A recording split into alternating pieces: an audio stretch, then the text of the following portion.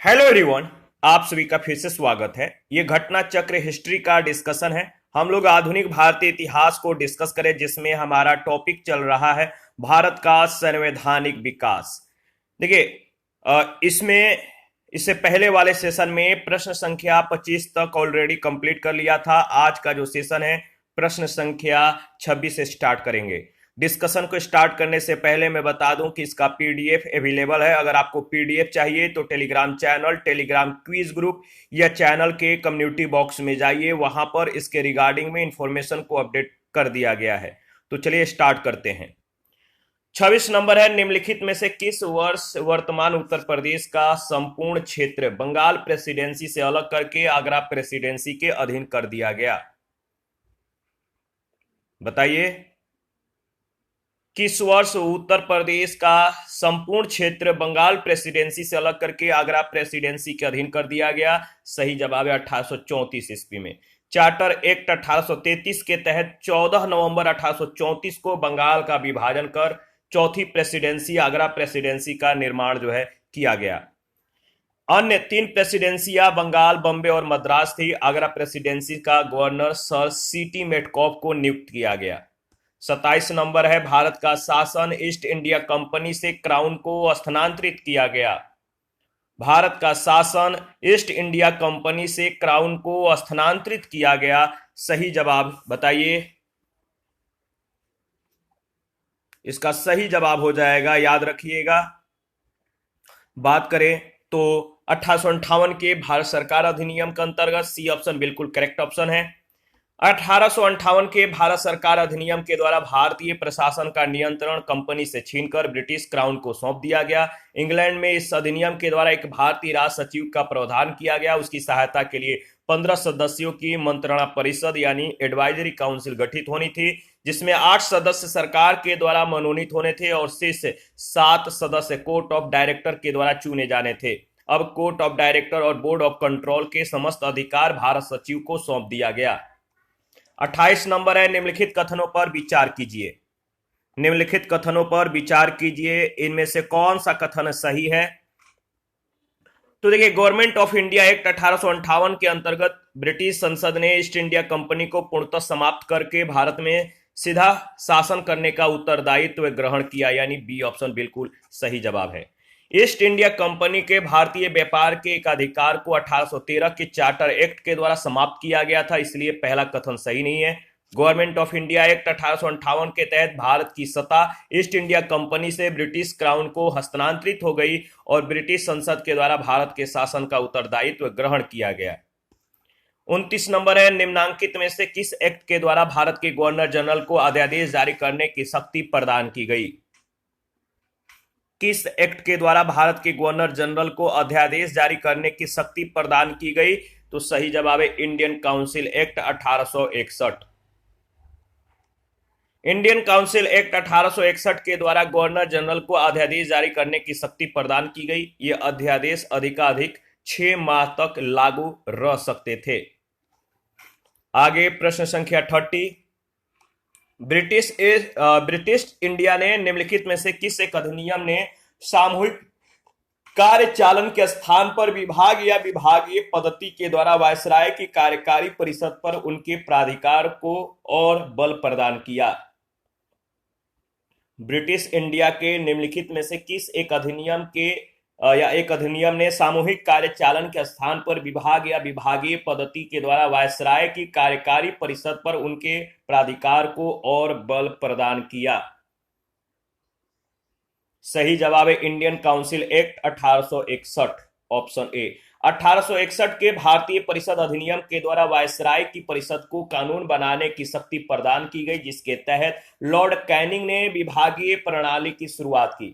Lord Canning ने भिन्न भिन्न सदस्यों को अलग अलग विभाग सौंपकर एक प्रकार से मंत्रिमंडलीय व्यवस्था की नींव डाली। इस व्यवस्था के अनुसार प्रशासन का प्रत्येक विभाग एक व्यक्ति के अधीन होता था।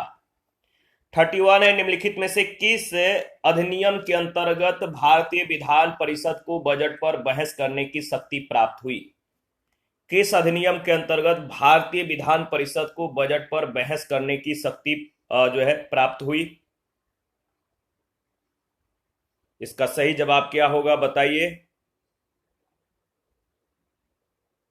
देखिए अगर बात करें तो इसका सही जवाब हो जाएगा, याद रखिएगा, भारतीय परिषद अधिनियम 1892 के तहत। भारतीय परिषद अधिनियम 1892 के अनुसार विधानमंडल के सदस्यों के अधिकार दो क्षेत्रों में मतलब कि बढ़ा दिया गया। बजट पर उन्हें अपने विचार प्रकट करने का अधिकार दिया गया, यानी इस विषय पर कोई प्रस्ताव रखने या सदन में मत विभाजन कराने का अधिकार उन्हें नहीं था। सार्वजनिक हित के मामले में 6 दिन की सूचना देकर प्रश्न पूछने का भी अधिकार दिया गया। 32 निम्नलिखित में से किस अधिनियम के द्वारा अंग्रेजों ने भारत में सर्वप्रथम परोक्ष निर्वाचन प्रणाली की शुरुआत की? किस अधिनियम के द्वारा अंग्रेजों ने भारत में सर्वप्रथम परोक्ष निर्वाचन प्रणाली की शुरुआत की? तो याद रखिएगा 1892 इसका सही जवाब हो जाएगा। 1892 के अधिनियम के द्वारा अंग्रेजों ने भारत में सर्वप्रथम परोक्ष निर्वाचन प्रणाली की शुरुआत की। प्रश्न संख्या 33 भारत में मीडिया को नियंत्रित करने के लिए एक्ट कब पारित किए गए थे? भारत में मीडिया को नियंत्रित करने के लिए एक्ट कब पारित किए गए थे? तो 1835, 1867, 1878, 1908। सरकार की दमनकारी नीतियों को उजागर करने वाले समाचार पत्रों को नियंत्रित करने के लिए 1835 में प्रेस एक्ट का ऐलान किया गया। इसके बाद प्रेस और पुस्तकों का पंजीकरण अधिनियम 1867 पारित किया गया। गवर्नर जनरल लॉर्ड लिटन ने 1878 में वर्नाक्यूलर प्रेस एक्ट पारित किया, जिसके तहत बिना सरकार के इजाजत के कोई पत्र नहीं निकाल सकता जिसमें अंग्रेजी सरकार की आलोचना हो। इसके अतिरिक्त प्रेस पर नियंत्रण का एक्ट लॉर्ड मिंटो ने 1908 में पारित किया, जिसके तहत ऐसे किसी भी प्रकाशन को जब्त करने का अधिकार सरकार को होगा जिसमें सरकार के खिलाफ जन भावना को भड़काने का आरोप हो। 34 नंबर है बॉम्बे, मद्रास और कलकत्ता में उच्च न्यायालयों की स्थापना कब हुई? बॉम्बे, मद्रास और कलकत्ता में उच्च न्यायालयों की स्थापना कब हुई? तो 1861 ऑप्शन ए बिल्कुल करेक्ट ऑप्शन है। बॉम्बे, मद्रास और कलकत्ता उच्च न्यायालयों की स्थापना ब्रिटिश संसद के द्वारा पारित 1861 में या 1861 के भारतीय उच्च न्यायालय अधिनियम के तहत 1862 में की गई थी। 35 नंबर है भारत में ब्रिटेन के सभी संवैधानिक प्रयोगों में से सबसे कम समय तक चला। भारत में ब्रिटेन के सभी संवैधानिक प्रयोगों में से सबसे कम समय तक चला 1909 का इंडियन काउंसिल एक्ट, यानी सी ऑप्शन। भारत में ब्रिटेन के सभी संवैधानिक प्रयोगों में सबसे कम समय तक 1909 का इंडियन काउंसिल एक्ट चला। ठीक है, रैमजे मैकडोनाल्ड के शब्दों में यह सुधार प्रजातंत्रवाद और नौकरशाही के बीच एक अधूरा और अल्पकालीन समझौता था। नेक्स्ट प्रश्न संख्या 36 ब्रिटिश भारत में सांप्रदायिक प्रतिनिधित्व की व्यवस्था निम्नलिखित में से किस अधिनियम के द्वारा की गई थी? ब्रिटिश भारत में सांप्रदायिक प्रतिनिधित्व की व्यवस्था निम्नलिखित में से किस अधिनियम के द्वारा की गई थी? तो मिंटो मार्ले सुधार 1909 के तहत। भारतीय परिषद अधिनियम 1909 मिंटो मार्ले सुधार 1909 के द्वारा ब्रिटिश भारत में सांप्रदायिक प्रतिनिधित्व की व्यवस्था की गई, जिसके अंतर्गत मुसलमानों के लिए पृथक निर्वाचन मंडली की व्यवस्था करना था। गांधी जी ने कहा था मार्ले मिंटो सुधार ने हमारा सर्वनाश कर दिया है। 37 नंबर है निम्न में से किस अधिनियम ने भारत में जो है पृथक निर्वाचक मंडल का आरंभ किया? किस अधिनियम ने भारत में पृथक निर्वाचक मंडल का आरंभ किया? तो याद रखिएगा भारतीय परिषद अधिनियम 1909, डी ऑप्शन। 38 नंबर है 20 अगस्त 1917 के सुधारों की घोषणा को जाना जाता है। 20 अगस्त 1917 के सुधारों की घोषणा को जाना जाता है मॉन्टेग्यू घोषणा के नाम से, यानी ऑप्शन ए बिल्कुल करेक्ट ऑप्शन है। 20 अगस्त 1917 के सुधारों की घोषणा को तत्कालीन भारत सचिव एडविन मॉन्टेग्यू के नाम पर मॉन्टेग्यू घोषणा के नाम से जाना जाता है। 39 है द्वैध शासन का जनक किसे माना जाता है? द्वैध शासन का जनक किससे माना जाता है? तो सर लियोनील कर्टिस को। सर लियोनील कर्टिस को। सर लियोनील कर्टिस को द्वैध शासन का जनक माना जाता है। उसके द्वैध शासन संबंधी विचार भारत सरकार अधिनियम 1919 का आधार बने थे। 40 नंबर है मॉन्टेग्यू चेम्सफोर्ड की रिपोर्ट आधार बनी थी। मॉन्टेग्यू चेम्सफोर्ड की जो रिपोर्ट थी किसकी आधार बनी थी? तो भारत सरकार अधिनियम 1919 का आधार बनी। बी ऑप्शन बिल्कुल करेक्ट ऑप्शन है। तत्कालीन भारतीय सचिव एडविन मॉन्टेग्यू और वायसराय लॉर्ड चेम्सफोर्ड की रिपोर्ट भारतीय परिषद अधिनियम 1919 का आधार बनी थी। 41 है 1919 में जब मॉन्टेग्यू चेम्सफोर्ड अधिनियम पास हुआ था तब इंग्लैंड का प्रधानमंत्री कौन था? 1919 में जब मॉन्टेग्यू चेम्सफोर्ड अधिनियम पास हुआ था तब इंग्लैंड का प्रधानमंत्री कौन था? इसका सही जवाब क्या होगा बताइए? इसका सही जवाब हो जाएगा लॉर्ड जॉर्ज। 1919 में जब मॉन्टेग्यू चेम्सफोर्ड अधिनियम पास हुआ था तब इंग्लैंड के प्रधानमंत्री डेविड लॉर्ड जॉर्ज थे। ये 1916 से 1922 तक इंग्लैंड के प्रधानमंत्री रहे। प्रांतों में द्वैध शासन प्रणाली किस अधिनियम के अंतर्गत लागू की गई थी? 42 नंबर है, प्रांतों में द्वैध शासन प्रणाली किस अधिनियम के अंतर्गत लागू की गई थी? इसका सही जवाब हो जाएगा, याद रखिएगा, बताइए, सही जवाब हो जाएगा 1919 यानी सी ऑप्शन। मॉन्टेग्यू चेम्सफोर्ड प्रस्ताव ब्रिटिश सरकार के द्वारा भारत में संवैधानिक सुधार से संबंधित है। भारतीय प्रांतों में द्वैध शासन का प्रारंभ मॉन्टफोर्ड यानी मॉन्टेग्यू चेम्सफोर्ड सुधार 1919 से प्रारंभ किया गया, जिसे भारत सरकार अधिनियम 1919 भी कहा जाता है। इस अधिनियम ने पहली बार उत्तरदायी शासन शब्दों को स्पष्ट प्रयोग किया था। इस अधिनियम के तहत प्रांतों में विषयों को आरक्षित और हस्तांतरित दो भागों में बांटा गया। इनमें हस्तांतरित विषयों का प्रशासन विधायिका के चयनित सदस्यों को सौंपा गया, जबकि आरक्षित विषय गवर्नर की कार्यकारिणी के पास ही रहे। यह दोहरी शासन प्रणाली 1921 से 1937 तक 9 प्रांतों में चलती रही। केवल बंगाल में 1924 से 1927 और मध्य प्रांत में 1924 से 1926 तक निलंबित रही। आगे बढ़ते हैं नेक्स्ट प्रश्न संख्या 43। भारतीय इतिहास के संदर्भ में द्वैध शासन सिद्धांत किसे निर्दिष्ट करता है? भारतीय इतिहास के संदर्भ में द्वैध शासन सिद्धांत किसे निर्दिष्ट करता है? सही जवाब है प्रांतों में प्रत्यायोजित विषयों का दो प्रवर्गों में विभाजन यानी डी ऑप्शन। 44 है, मॉन्टेग्यू चेम्सफोर्ड प्रस्ताव किससे संबंधित थे? मॉन्टेग्यू चेम्सफोर्ड सुधार किससे संबंधित थे? तो संवैधानिक सुधार से, डी ऑप्शन। 45 है, भारत सरकार अधिनियम 1919 ने निम्नलिखित में से किसको स्पष्ट रूप से परिभाषित किया? भारत सरकार अधिनियम 1919 ने निम्नलिखित में से किसको जो है स्पष्ट रूप से परिभाषित किया? केंद्रीय और प्रांतीय सरकारों की अधिकारिता यानी बी ऑप्शन। 46 है, द्वैध शासन प्रणाली लागू करने वाला एक्ट आया था। द्वैध शासन प्रणाली लागू करने वाला जो एक्ट आया था, कब आया था? सही जवाब है 1919 में, डी ऑप्शन बिल्कुल करेक्ट ऑप्शन है। 47 है, निम्न में से किस भारत सरकार अधिनियम 1919 के बारे में असत्य कथन को चिन्हित कीजिए? निम्न में से भारत सरकार अधिनियम 1919 के बारे में असत्य कथन को चिन्हित कीजिए। याद रखिएगा, यह अधिनियम मार्ले मिंटो सुधार अधिनियम के नाम से भी जाना जाता है। तो असत्य कथन यही है, ऑप्शन ए।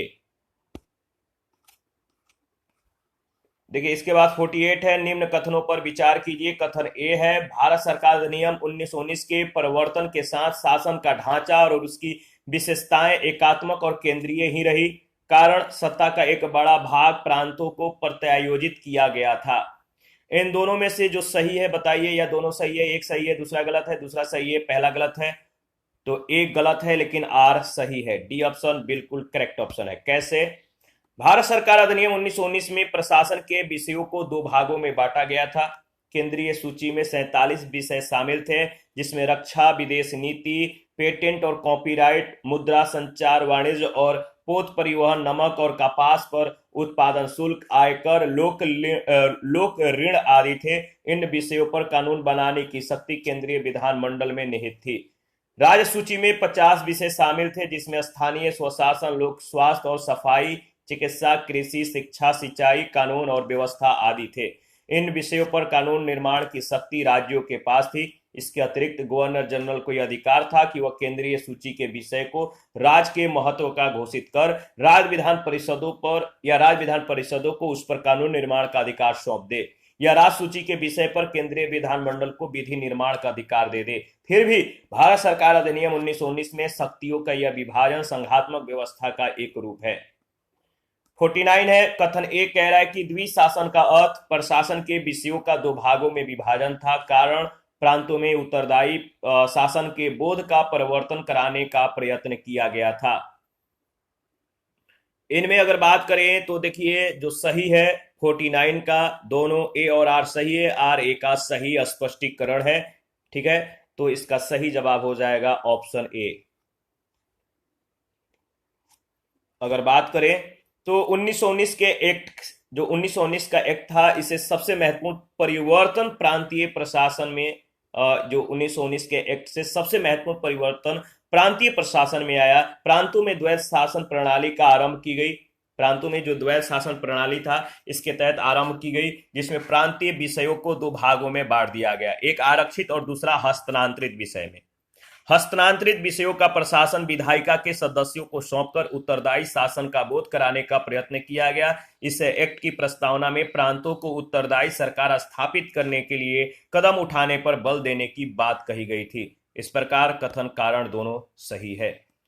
50 नंबर है, भारतीय उच्चायुक्त के पद का सृजन किस अधिनियम से हुआ?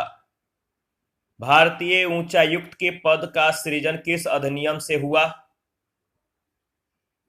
तो भारत सरकार अधिनियम 1919 के तहत। भारत सरकार अधिनियम 1919 में भारत सचिव के कार्यभार को कम करने के लिए एक भारतीय उच्चायुक्त की नियुक्ति की गई। इसके कार्य भारत सरकार के लिए शस्त्र और अन्य सामानों की खरीदारी, ठेका देना, व्यापारिक हितों को देखना और इंग्लैंड में पढ़ने वाले भारतीय विद्यार्थियों की देखभाल करना इत्यादि थे। उच्चायुक्त और उसके सहायकों के वेतन का व्यय भारत के साधनों से होना था। 51 है, भारत सरकार अधिनियम 1935 के मुख्य तत्वों में सम्मिलित थे। मुख्य तत्वों में 1935 के अधिनियम में मुख्य तत्वों में जो सम्मिलित थे, कौन कौन सम्मिलित थे? मैंने शुरू में भी बोला था कि 1935 के अधिनियम के तहत क्या क्या प्रावधान किए गए थे, आपको याद रखना है। इसमें अगर बात करें तो संघ का प्रावधान और दूसरा प्रांतों को स्वायत्तता देना, यानी ऑप्शन ए बिल्कुल करेक्ट ऑप्शन है, याद रखिएगा। 1935 के अधिनियम के द्वारा सर्वप्रथम भारत में संघात्मक सरकार की स्थापना का प्रावधान किया गया था। इस संघ को ब्रिटिश भारतीय प्रांतों और कुछ भारतीय रियासतें जो संघ में शामिल होना चाहती थी, इनको मिलाकर बनाया जाना था, लेकिन रियासतों की अनिच्छा के कारण यह संघ कभी नहीं बन पाई। इस अधिनियम के द्वारा प्रांतों में द्वैध शासन समाप्त कर प्रांतों को स्वायत्तता प्रदान की गई और केंद्र में द्वैध शासन लागू किया गया। 52 है, निम्नलिखित में से किसने ब्रिटिश भारत में प्रांतीय स्वायत्तता शुरू की? किसने ब्रिटिश भारत में प्रांतीय स्वायत्तता शुरू की? तो भारत सरकार अधिनियम 1935, डी ऑप्शन बिल्कुल करेक्ट ऑप्शन है। 53 है, भारत सरकार अधिनियम 1935 निम्नलिखित में से किसकी रिपोर्ट पर आधारित था? भारत सरकार अधिनियम 1935 किसकी रिपोर्ट पर आधारित था? तो याद रखिएगा Simon commission, option D. Bharat सरकार अधिनियम 1919 में यह प्रावधान था कि राजनीतिक परिस्थिति का प्रत्येक 10 वर्ष के बाद जो है पुनरावलोकन किया जाए। 1927 से ही यह प्रक्रिया प्रारंभ कर दी गई और साइमन आयोग नियुक्त किया गया। सर्वदलीय कॉन्फ्रेंस ने नेहरू रिपोर्ट प्रस्तुत की। साइमन आयोग रिपोर्ट में और गोलमेज सम्मेलनों और अंग्रेजी सरकार के द्वारा प्रस्तुत श्वेत पत्र, ये सभी 1935 के भारत सरकार अधिनियम के आधार बने।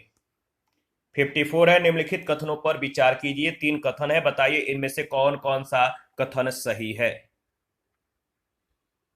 निम्नलिखित कथनों को देखिए, विचार कीजिए, बताइए सही कथन कौन सा है।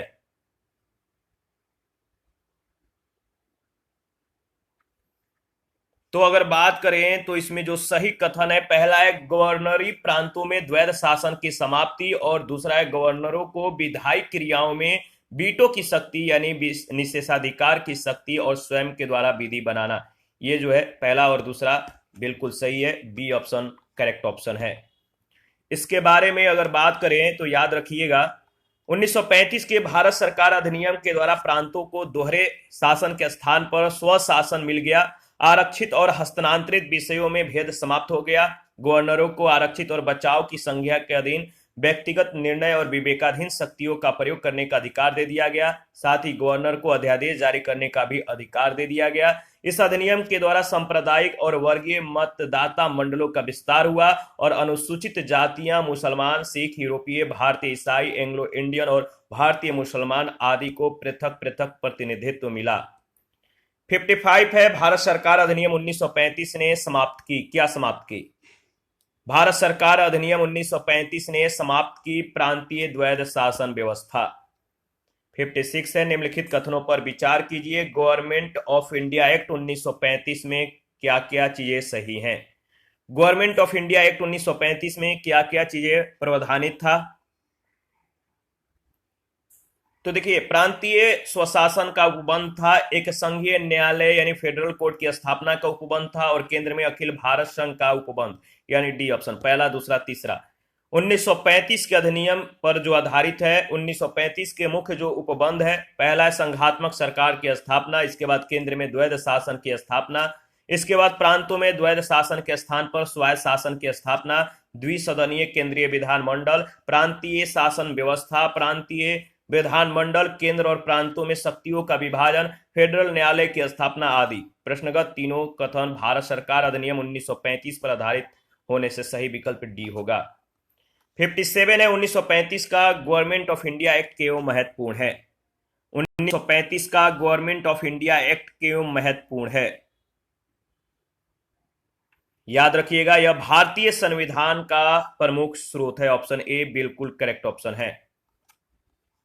58 है, 1935 के भारत सरकार अधिनियम के निम्नलिखित में से कौन सा एक वैशिष्ट युक्त नहीं है? 1935 के भारत सरकार अधिनियम के निम्नलिखित में से कौन सा एक वैशिष्ट युक्त नहीं है? तो केंद्र में साथ ही साथ राज्यों में द्वैध शासन, ऑप्शन ए। 59 है, 1935 के भारत अधिनियम के द्वारा प्रस्तावित फेडरल यूनियन में राजसी प्रांतों को शामिल करने के पीछे अंग्रेजों की असली मंशा क्या थी? 1935 के भारत अधिनियम के द्वारा प्रस्तावित फेडरल यूनियन में राजसी प्रांतों को शामिल करने के पीछे अंग्रेजों की असली मंशा क्या थी? सही जवाब है, अगर बात करें तो सही जवाब है राष्ट्रवादी नेताओं के साम्राज्यवाद विरोधी सिद्धांतों को व्यर्थ करने के लिए रजाओं का इस्तेमाल करना। 1935 के भारत सरकार अधिनियम के द्वारा प्रस्तावित संघ में राजसी प्रांतों को शामिल करने के पीछे अंग्रेजों की असली मंशा भारत के राष्ट्रवादी नेताओं के साम्राज्यवाद विरोधी सिद्धांतों को व्यर्थ करने के लिए रजाओं का इस्तेमाल करना था। देशी रियासतें भारत की लगभग 25% जनसंख्या प्रतिनिधित्व करती थी, जबकि 1935 के अधिनियम की धारा 18 के तहत प्रस्तावित केंद्रीय विधानमंडल के उच्च सदन में उन्हें 40% सीटें और निचले सदन में 35% सीटें प्रदान की गई थी, जिन्हें इन रियासतों के राजाओं के द्वारा नामित किया जाना था। इस प्रकार केंद्रीय विधानमंडल में कांग्रेस पर अंकुश लगाना इसका प्रमुख उद्देश्य था। राजाओं का उपयोग ब्रिटिश शासन राष्ट्रीय नेताओं साम्राज्यवाद विरोधी सिद्धांतों की काट के रूप में करना चाहता था। 60 नंबर है, निम्नलिखित में से किसने 1935 के अधिनियम के बारे में कहा था एक कार जिनमें ब्रेक तो है पर इंजन नहीं है? 1935 के अधिनियम के बारे में कहा था एक कार जिसमें ब्रेक तो है पर इंजन नहीं है। सही जवाब है जवाहरलाल नेहरू ने यह बात कही, ऑप्शन ए। इसके बाद प्रश्न संख्या, अच्छा इसमें 2-3 लाइन है। 1935 के अधिनियम के बारे में जवाहरलाल नेहरू ने कहा था एक कार जिसमें ब्रेक तो है पर इंजन नहीं है। 1947 से 1964 तक ये भारत के प्रधानमंत्री रहे जवाहरलाल नेहरू, और ये पंचशील के प्रणेता और गुट निरपेक्षता में विश्वास रखने वाले व्यक्ति थे। 61 है, किस अधिनियम के बारे में जवाहरलाल नेहरू ने कहा था कि हमें एक ऐसी कार दी गई है जिसमें ब्रेक तो थे किंतु इंजन नहीं था?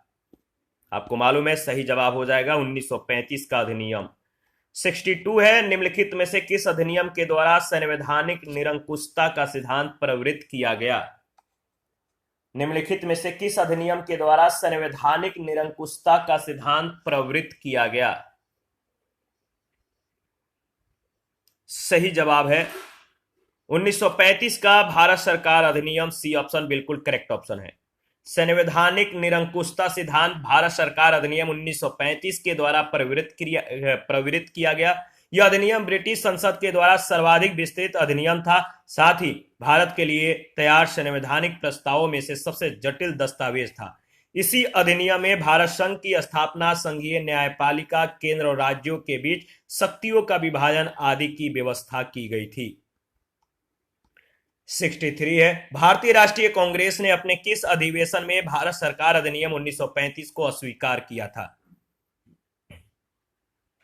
भारतीय राष्ट्रीय कांग्रेस ने अपने किस अधिवेशन में भारत सरकार अधिनियम 1935 को अस्वीकार किया था?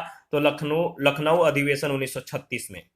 भारतीय राष्ट्रीय कांग्रेस ने अपने लखनऊ अधिवेशन 1936 में भारत सरकार अधिनियम 1935 को अस्वीकार किया था। इस अधिवेशन की अध्यक्षता जवाहरलाल नेहरू ने की थी।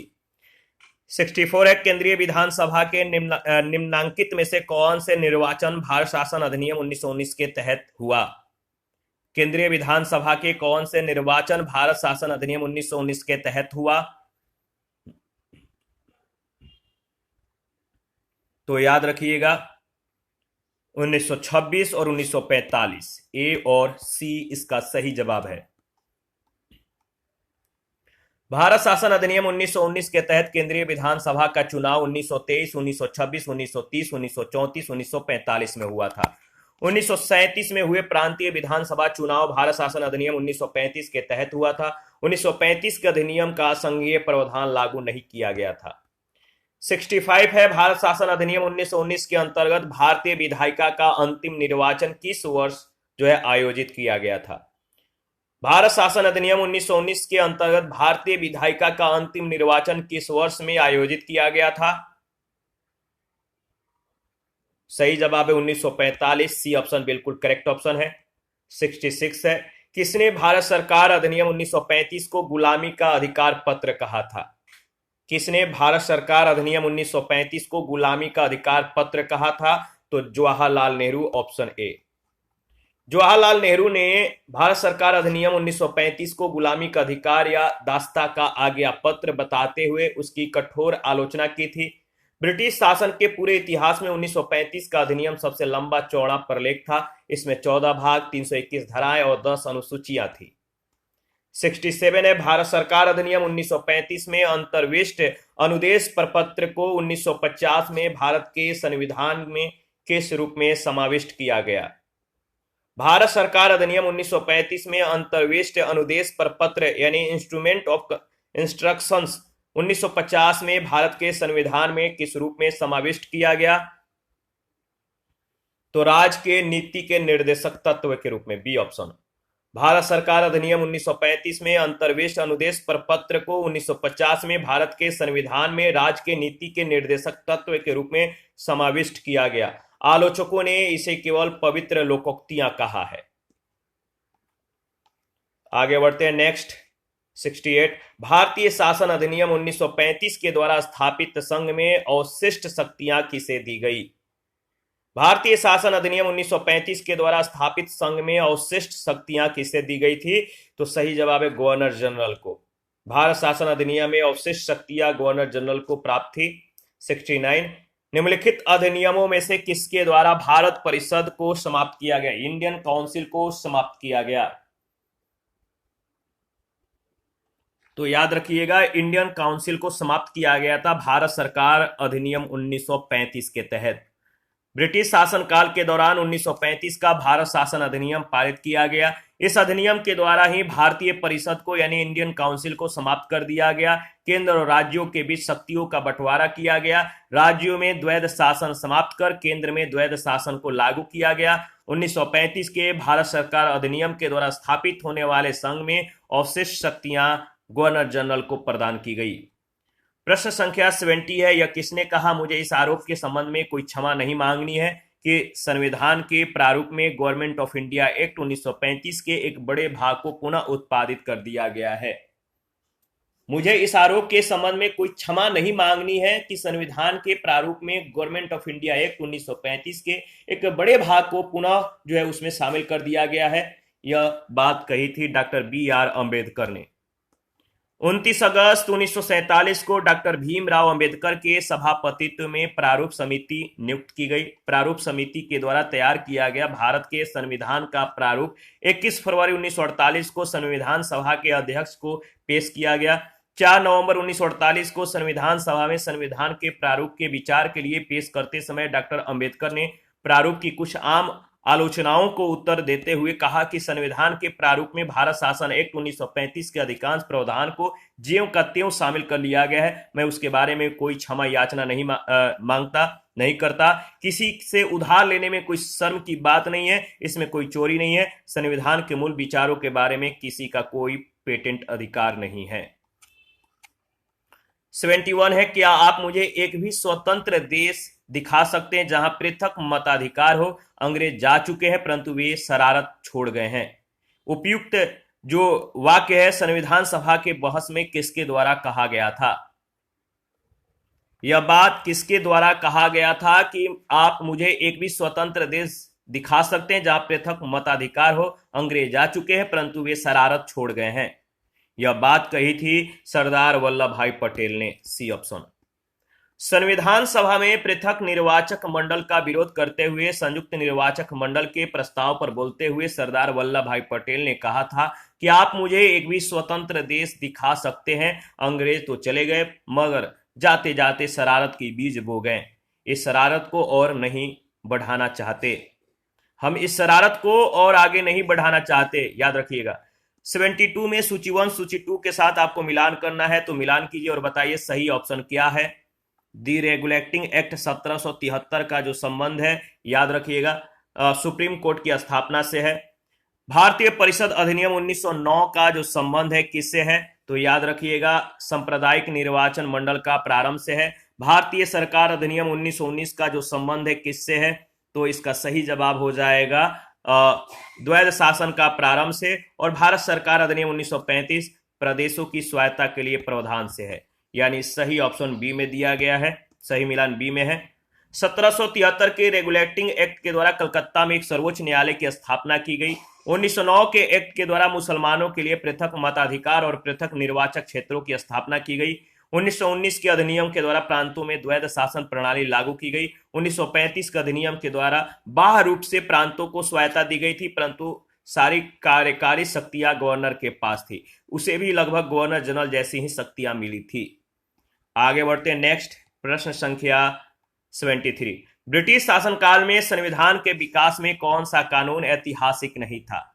कौन सा कानून ऐतिहासिक नहीं था? तो protection of civil rights act 1955, D option. Bharat में ब्रिटिश शासन के दौरान ब्रिटिश सरकार के द्वारा regulating act 1773, charter act 1833, government of India act 1919 पारित किया गया था, जबकि प्रोटेक्शन ऑफ सिविल राइट्स एक्ट 1955 भारतीय संसद के द्वारा पारित किया गया था। इसी के साथ आज का सेशन समाप्त करते हैं। नेक्स्ट सेशन में विविध आधुनिक इतिहास, मॉडर्न हिस्ट्री का जो विविध है इसके बारे में डिस्कस करेंगे। सारे प्रश्नों को एक साथ देखेंगे और आप जो है इसी तरह हमें सपोर्ट करते रहें। बहुत बहुत धन्यवाद है आप लोगों का कि आप लोगों ने चैनल को ज्वाइन और सब्सक्राइब तथा शेयर करके हमें सपोर्ट किया है। और जिन लोगों ने Telegram channel, Telegram quiz group, Facebook page, Instagram को ज्वाइन नहीं किया है, वीडियो के डिस्क्रिप्शन बॉक्स में उसका लिंक है, आप ज्वाइन करके हमें सपोर्ट करें। थैंक यू, मिलते हैं नेक्स्ट सेशन में।